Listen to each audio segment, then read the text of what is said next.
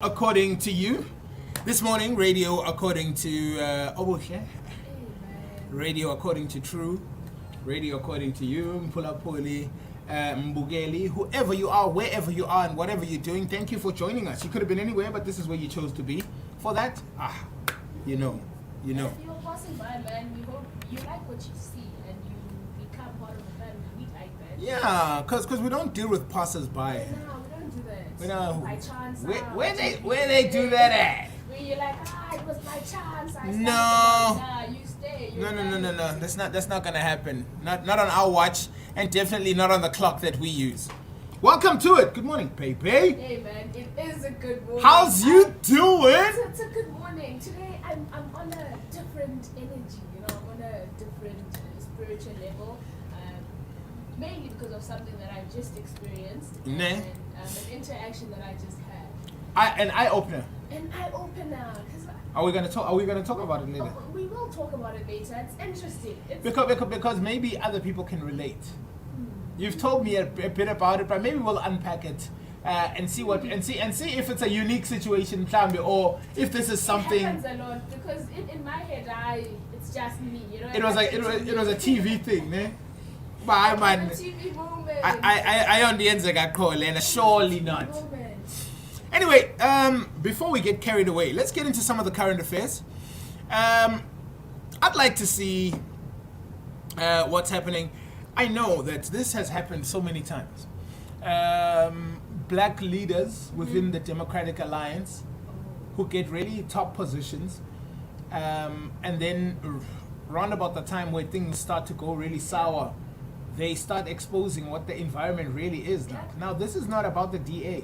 It's about the treatment of people, which we know. And sometimes it's like you tell someone, are you sure you want to go there? Because from what I've heard, the treatment you're going to get, no, this is not about me. It's about leading for the people. I get that. But are you going to be able to deal with? Can you handle it? Because that is what you're going to have to deal with. Because I'm getting down. But I'm saying it because I care about you. Are you sure you want to go into an environment which is inevitably going to be toxic for you?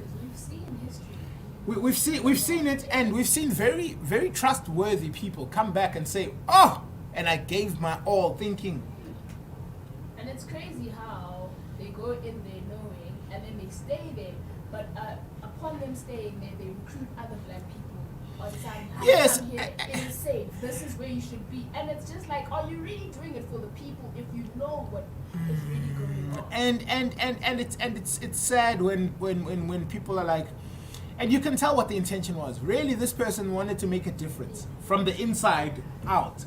But you cannot change certain mentalities, especially if it's ingrained within a system.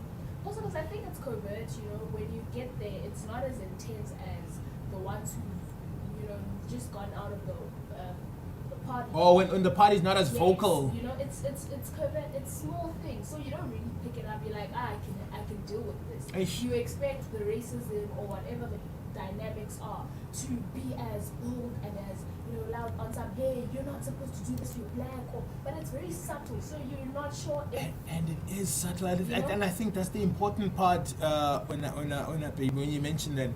It's so subtle. When you report on it, you can't. You sound like you could be imagining it. It's like I can't really say one particular thing. I can't put my finger on it, but gaslighting vibes. Gaslighting vibes. No, it's just me. I don't know. Is it me? Am I exaggerating? Am I taking it too far? Anyway, 28 minutes now before 10 o'clock. Let's get into some of the current affairs. In the Central Karoo District, Municipal Manager Dr. Stembele Vatala has been placed on precautionary suspension and instructed not to leave the municipal area of Beaufort West.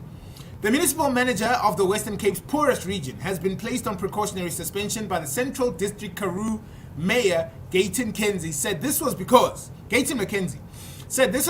of alleged tender irregularities. Now, Dr. Stembele Vatala has been in this position since September 2021 and was placed on precautionary suspension last week.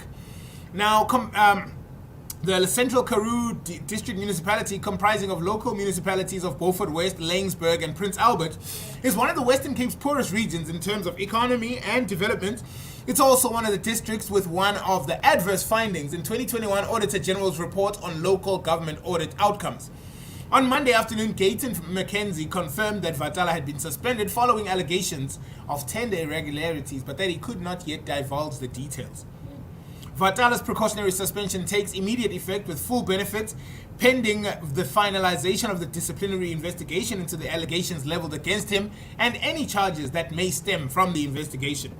The letter instructs Vatala to get written permission from the acting municipal manager if he needs anything from his office or a municipal building, or to consult with any municipal employee or service provider. It's always the tenders. Like, it's always the tender. Once you mention that, you're like, got it.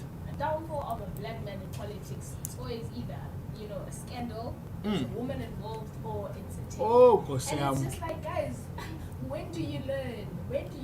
It's not keep the money there, but stay away from the tender. Good Lord, guys, and is there such a need for people to expose themselves, to be so so desperate in times like these? Anyway, and it's giving down vibes at this point. Oh yes, yes. Tender money always comes back to bite you. 26 before 10 a.m. In Bloemfontein, Arthur Fraser was given no choice but to approve former President Jacob Zuma's medical parole because correctional services did not have the adequate facilities to treat him. This one is interesting. This is one of the arguments being put forward by the former president's legal team. Last year in December, the High Court in Pretoria declared Jacob Zuma's medical parole unlawful. His appeal was heard in the Supreme Court in Bloemfontein on Monday. It should be noted that according to SAMS, that's the military police or military people, the condition of Mr. Zuma required that he be under care of a medic on a 24-hour basis, a situation which was not possible at the facility as the correctional center can only accommodate inmates overnight, said Advocate Dalimpofu, Zuma's legal representative. Therefore, the medic could not be allowed to spend 24 hours with Mr. Zuma, as the medic could not be accommodated in the correctional facility. Judgment has been reserved. Politics are so insane. Slick, eh? Like, you hire one of your opposition to represent you, and then when they get to parliament, they'll be like, this guy's lying, he's whoa. There's nothing wrong with him, he must go, and then they go and defend him that side. I don't know. It's so insane. It is so insane. Where do you draw the line? There's a say. This guy's this guy's dirty shandies, right? Now when you go to parliament, how are we sure if you're not telling us what you're not supposed to? Because there's the confidentiality. Well, you can't, because it's attorney-client confidentiality. Cool. Yeah. So there are certain things you just can't divulge, and others you leave alone. So you're like, Zuma must go. And then on the other side, you're like, he must not go back to prison. It's weird. It's weird. Gauteng police reported that the suspects aged between 23 and 31 were apprehended after being found in a hijacked vehicle in the corner of President and Moy Streets at about 1 p.m. Police happened upon hijacked suspects in routine stop and search. Yeah. So, this happened, an unlicensed firearm and ammunition were found on the passengers. According to police, they stopped and searched a suspicious silver grey Kia Picanto, which was later positively linked to a hijacking case reported in Jeppe police station earlier this month. An investigation is underway and the suspects will appear in Johannesburg's Magistrates Court. Johannesburg Central Station Commander Brigadier Dylan Perumal commended the vigilance displayed to intensify their stop and search because it yields positive results. Imagine being a hijacker and how crap your luck must be. You're with your dudes. You're like, gents, we're on this. Like, we got this. Puff, you hijacked the car like a month before. You've been joyriding and everything is all good. Oh man. Then boom, you get pulled over like, I got this, gents. They don't know. Guys, this car, is this your car? Yeah. No, it's my sister's. Who's your sister? No, like. For real, are you sure? Are you sure? Are you sure? What is your sister's name? Are you sure? And now you're out here trying to think of the most common name. You're just like, Jabu, no? Emi. Well, I call her Emi. I don't know her name, you know. At home, we were taught to respect At home, and in business, I've never actually bothered to know her name. Gusisi. I can't use it. That's how it works. That's how it rolls. It's insane. That's bad luck for them, man. It is bad luck. Newly elected ANC Northwest Chairperson Nono Maloyi has urged his critics to allow his culpable homicide case to be dealt with privately. To accommodate his health to be dealt with, this culpable homicide case to be dealt with privately. A 2018 culpable homicide case was provisionally withdrawn by the National Prosecuting Authority but never struck off the roll. Maloyi was allegedly traveling on the night of September 1st, 2018. That was September 1st. Now, let me just get into there we go. And let's just get back to the story. Excuse me. I'm losing my spot here. Yeah, there we go. And it's so... oh my goodness. Where is this story? I'm losing my space. There we go. So, when in Cape Town, high levels of investigations are underway into a video that went viral on social media showing two police officers allegedly beating a man repeatedly with a baton. And I saw this on the news this morning. A police investigation and an inquiry by the Independent Police Investigative Directorate has since been launched. The incident took place in Fishhook on Wednesday in the Western Cape, on Sunday, The man laid a charge against officers, but they in turn laid charges against him. He appeared in court today and will be back in the dock on the 20th of September. Once the investigation is concluded, IPID will make recommendations to the police. Now back to Maloyi's story. In 2018, a culpable homicide case was provisionally withdrawn by the National Prosecuting Authority but never struck off the roll. Maloyi was allegedly traveling on the night of September 1st, 2018 at high speed on the N12 near Klerksdorp when he crashed into another car in which one occupant died. Ahead of the weekend's conference, some called for Maloyi not to contest due to the matter still lingering about, as he may still face charges in the future. Speaking to the Sowetan following the announcement on Monday, he said the case has been provisionally withdrawn by the NPA, awaiting a final decision on whether they will prosecute or not.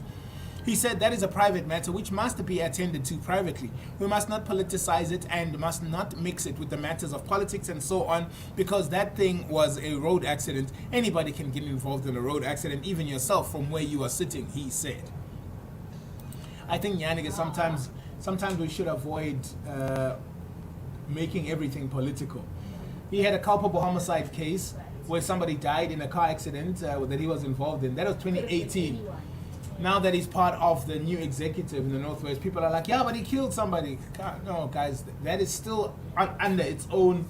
And also, it's not like it was murder or a culpable homicide, which he's not being prosecuted for. The NPA said they're dropping the case. But it was an accident.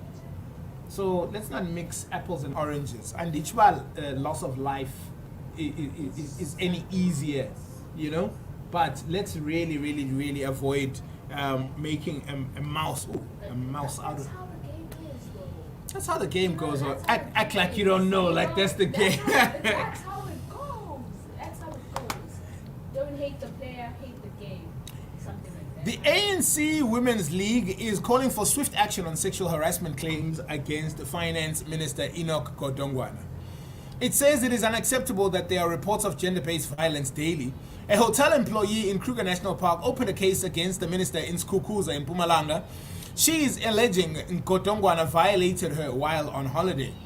He has denied the claims. The ANC Women's League is calling for the party to deal with the matter internally. Meanwhile, the EFF wants Godongwana to be removed as minister. It is threatening to disrupt any gathering the minister is addressing. Halala. That's how the game is. That's how the game goes. So apparently, homie thought he was gonna get a happy ending when he was getting a massage. Like he asked, guys, if you, like, what gives you the impression that you can say that to a stranger? Money. I don't want to say it's money. Or influence or power. Yes, money, influence, and power. Those three things. Because it's me. But do you know that none of these things play a role when it comes to two consenting adults being intimate. And this is where we get it wrong. Separate these things.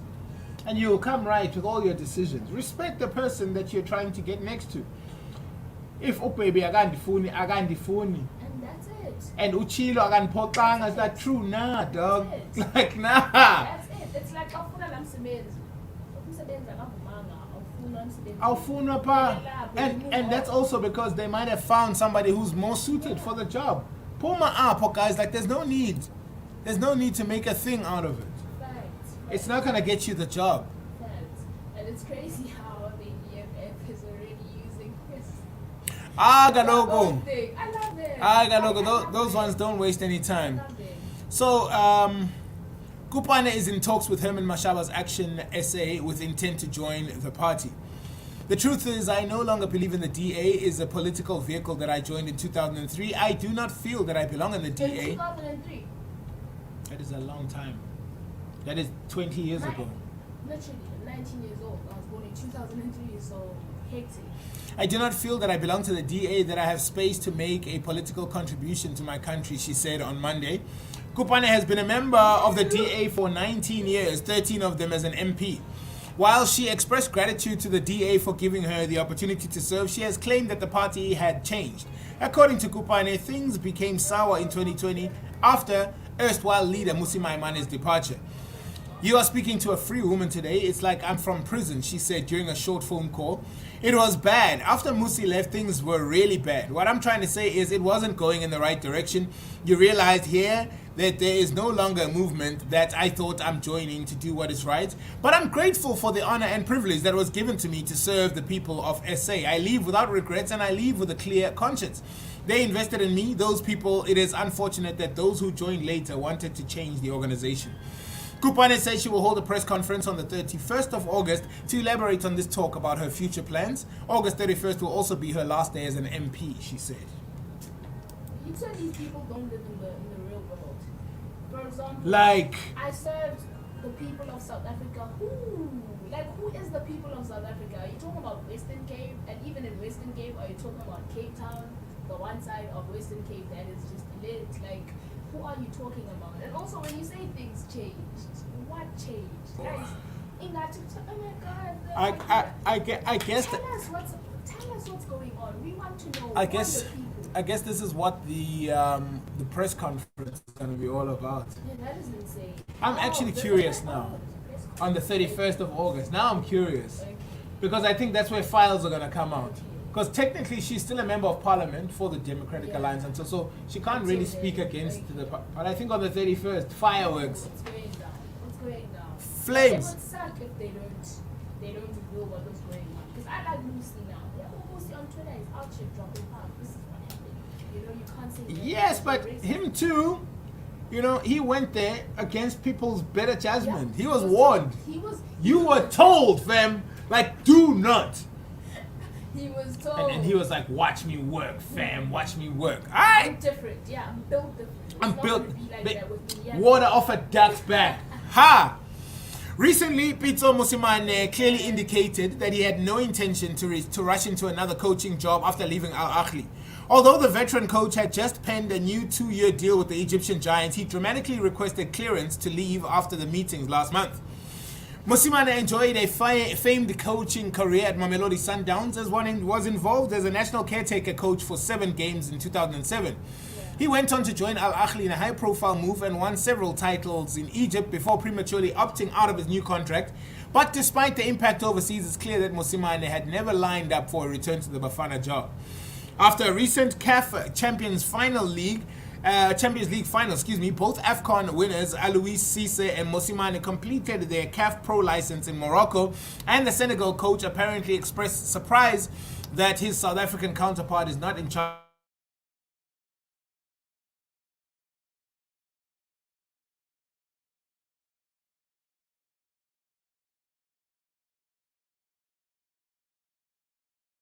Mosimane, although it's not clear if formal contact has been made. Interestingly, Wydad Athletic Club head coach Walid Regragui has now resigned after just one season, despite leading the Morocco Giants to the double last season. Mosimane is reportedly wanted in Iraq, with reports that part of the world suggesting he is one of the 3 coaches shortlisted for the top national job. Portuguese mentor Antonio team and ex-France national team Bernard Kosoni are the other names linked to the Iraqi position. Interestingly, Confederation of African Football President Patrice Motsepe has recently provided serious backing for Mosimane to coach Bafana Bafana again. These guys are crazy. Like before you won, these guys are crazy. Imagine that was a